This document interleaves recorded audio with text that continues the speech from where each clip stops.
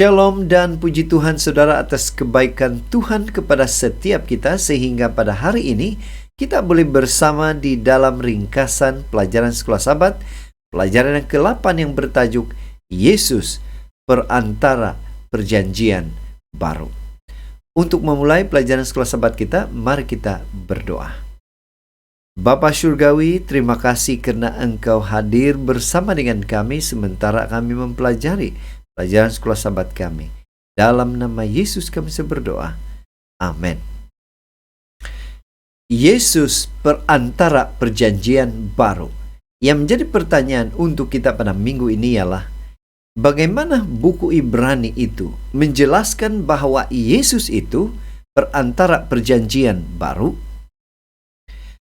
Saudara, di skrin Anda adalah ayat-ayat Alkitab yang pastinya akan menolong kita kalau kita membacanya pada minggu ini.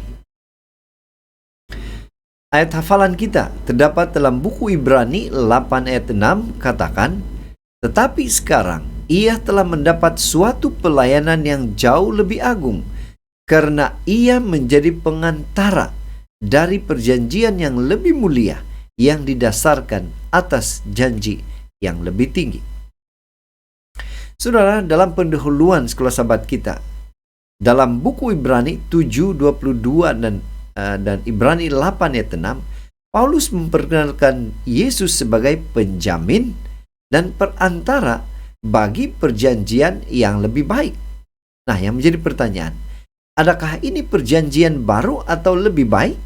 Atau adakah ia versi yang lebih baik daripada yang lama? Adakah perjanjian Tuhan dengan Israel tidak sempurna? Adakah perjanjian baru menggantikan 10 perintah dengan undang-undang yang berbeza?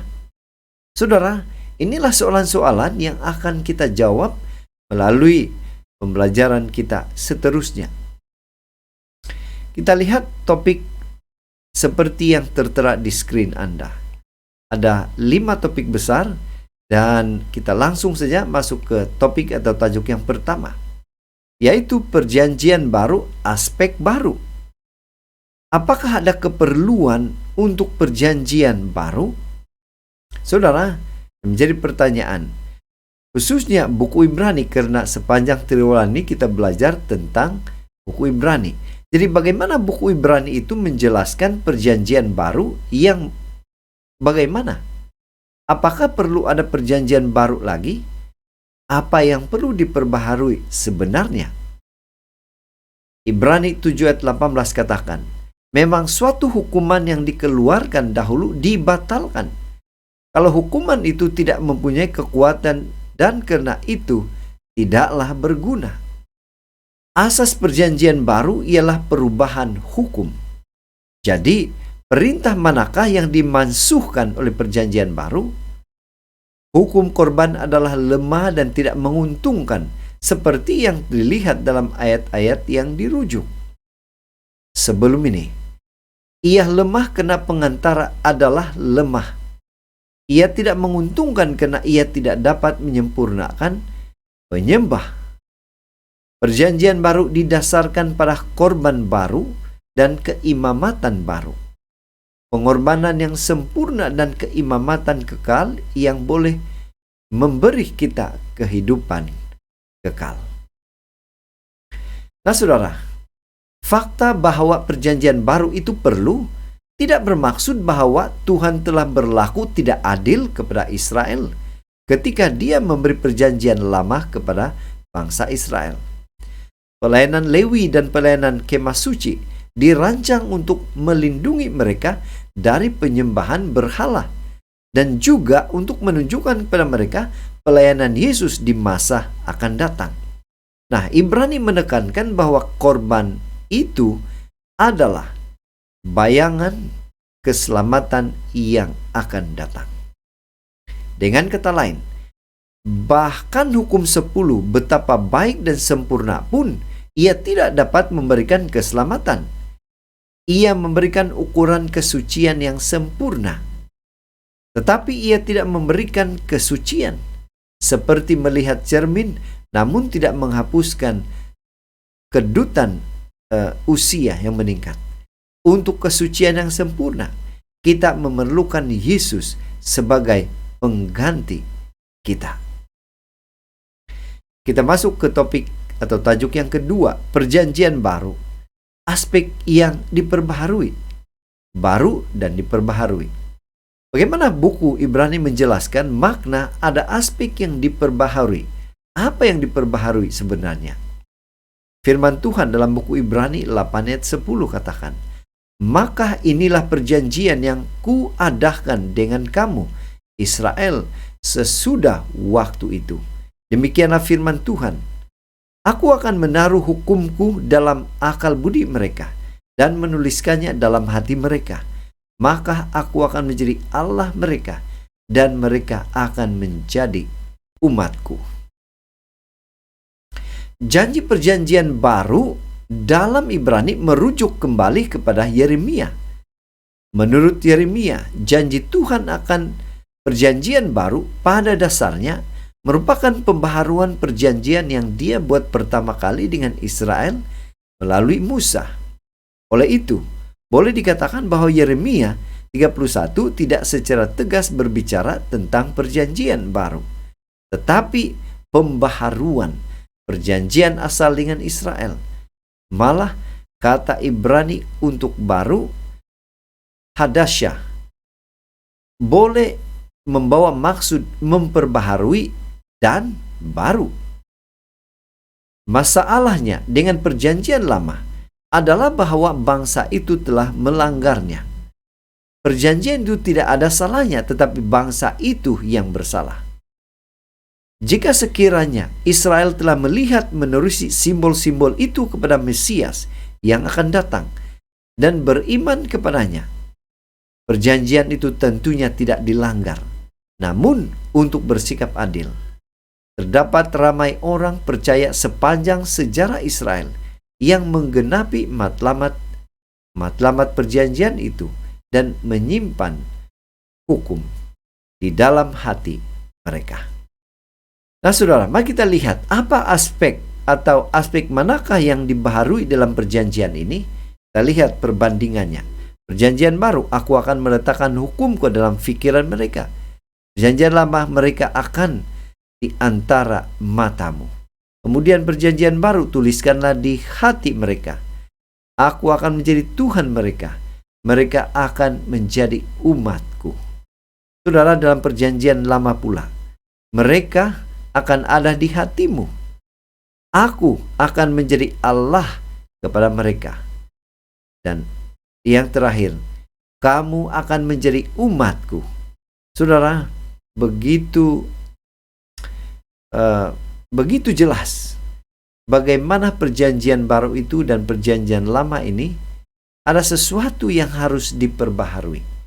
Jadi inilah topik yang pertama itu, yaitu satu perjanjian yang dilihat dari sudut pandang aspek yang baru.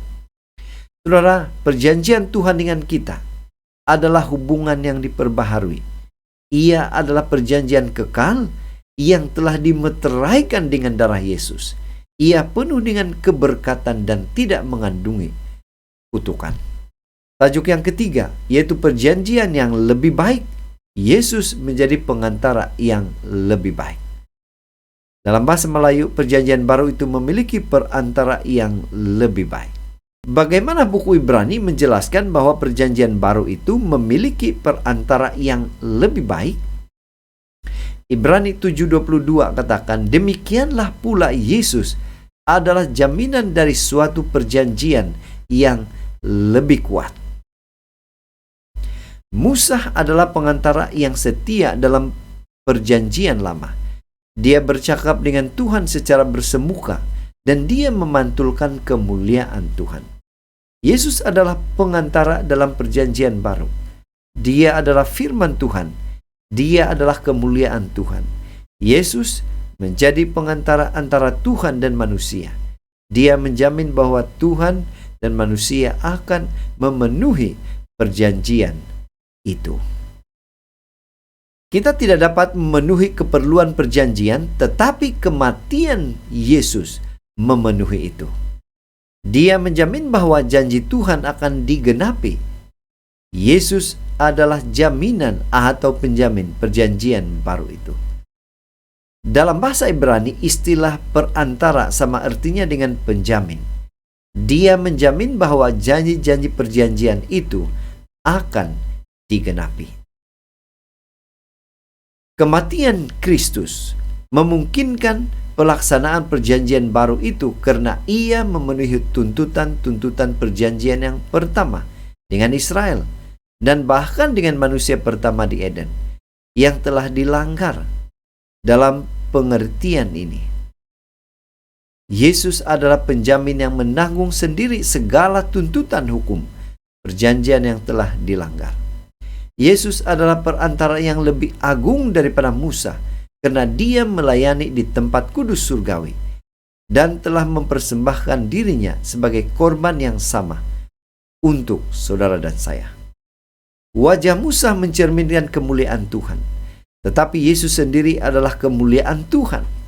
Musa berbicara dengan Tuhan secara berhadapan, tetapi Yesus sendiri adalah firman Tuhan sendiri. Kita masuk di tajuk yang keempat, yaitu perjanjian yang lebih baik. Janji yang lebih baik. Perjanjian baru itu mempunyai janji-janji yang lebih baik. Nah, apa janji itu? Bagaimana buku Ibrani menjelaskan bahwa perjanjian baru itu mempunyai janji-janji yang lebih baik? Ibrani 8 ayat 6 katakan, tetapi sekarang ia telah mendapat suatu pelayanan yang jauh lebih agung, karena ia menjadi pengantara dari perjanjian yang lebih mulia, yang didasarkan atas janji yang lebih tinggi. Perjanjian Tuhan dengan Israel adalah berdasarkan janji.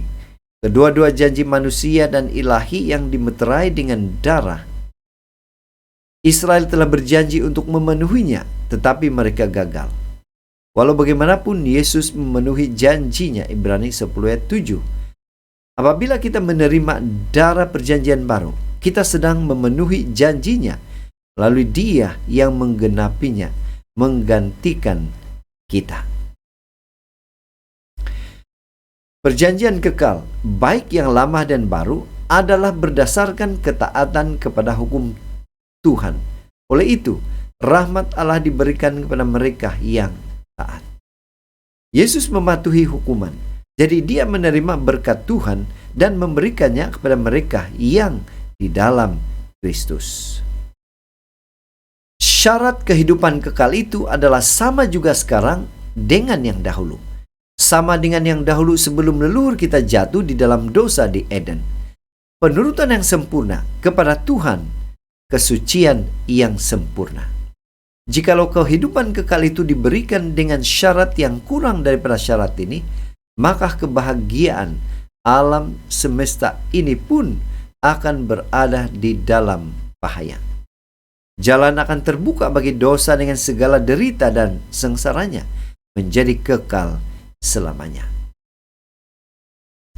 Tajuk yang kelima, perjanjian yang lebih baik, hati yang lebih baik. Perjanjian baru itu telah menyelesaikan masalah hati. Bagaimana buku Ibrani menjelaskan bahwa perjanjian baru itu telah menyelesaikan masalah hati? Yesaya 36 ayat 26. Kamu akan kuberikan hati yang baru dan roh yang baru di dalam batinmu. Dan aku akan menjauhkan dari tubuhmu hati yang keras dan kuberikan kepadamu hati yang taat. Dokumen perjanjian yang pertama ditulis oleh Tuhan di atas batu-batu loh dan disimpan di dalam tabut perjanjian sebagai saksi penting perjanjian Tuhan dengan umatnya.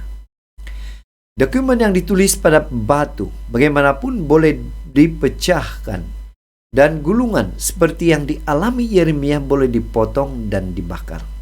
Yeremia tidak mengumumkan perubahan hukum itu karena masalah Israel bukan terletak pada hukum tetapi pada hati. Tuhan mahu Israel menuruti hukumnya sebagai satu pengakuan bahwa Dia menginginkan yang terbaik bagi mereka. Suatu kebenaran yang dinyatakan dalam pembebasan mereka dari Mesir. Penurutan mereka merupakan ungkapan rasa syukur, manifestasi dari realiti hubungan mereka. Dalam perjanjian baru, hukum Tuhan dimasukkan ke dalam pikiran dan ditulis di hati. Walau bagaimanapun, pemikiran dan keputusan kita sendiri menghalang kita daripada mematuhi undang-undang. Bagaimana kita boleh menyelesaikan ini? Patutkah kita mengubah undang-undang atau mengubah pikiran dan hati kita?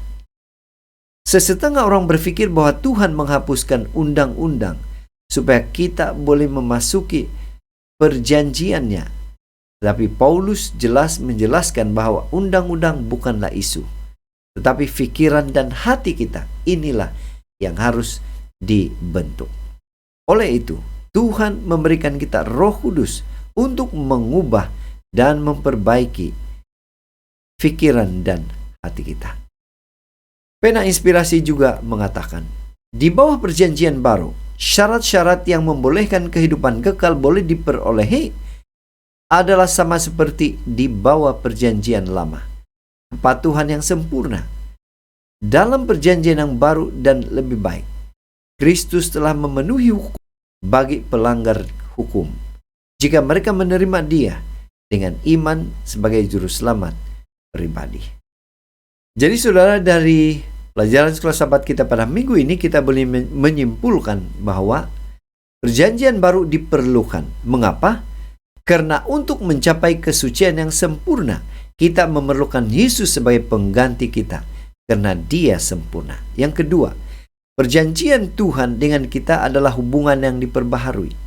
Ia adalah perjanjian kekal yang telah dimeteraikan dengan darah Yesus. Perjanjian baru ini adalah yang terbaik karena Yesus sendiri menjadi pengantara. Karena Tuhan itu sempurna. Perjanjian yang lebih baik karena Yesus memenuhi janji-janjinya. Apabila kita menerima darah perjanjian baru, kita sedang memenuhi janjinya melalui Dia yang menggenapinya, menggantikan kita. Dan yang terakhir, perjanjian baru itu akan menyelesaikan masalah penurutan. Penurutan sejati datang dari hati sebagai satu penyataan kasih. Jadi saudara, sampai di sini ringkasan pelajaran sekolah sahabat kita. Semoga ini bermanfaat kepada kita semua. Mari kita berdoa. Bapa Surgawi, terima kasih atas kebaikan-Mu, karena bersama dengan kami, sementara kami mendengar mempelajari firman Tuhan. Dalam nama Yesus kami berdoa. Amin.